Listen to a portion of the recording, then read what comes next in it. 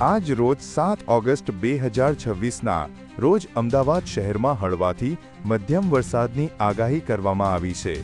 હવામાન વિભાગે નાગરિકોને સૂચનાઓનું પાલન કરવાની સલાહ આપી છે.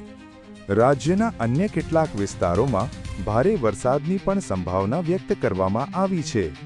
રાજ્યમાં ટ્રાફિક નિયમોના ઉલ્લંઘન અંગે ચિંતાજનક આંકડા સામે આવ્યા છે. 2021ની અત્યાર સુધીમાં ગુજરાતમાં 1,600 રૂપિયા કરોડથી વધુના ઈ-ચાલાન બાકી છે.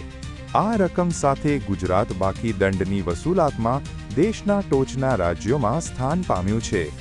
ગાંધીનગરમાં 3 દિવસીય ટ્રાવેલ એન્ડ ટુરિઝમ ફેરનો શુભારંભ થયો છે.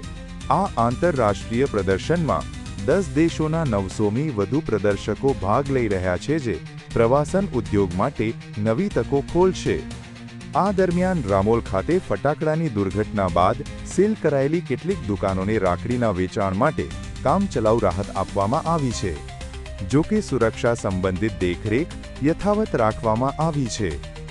સેટેલાઇટ વિસ્તારમાં એક ઓટો ડ્રાઈવર પર છરી વડે હુમલો કરવામાં આવ્યો હતો.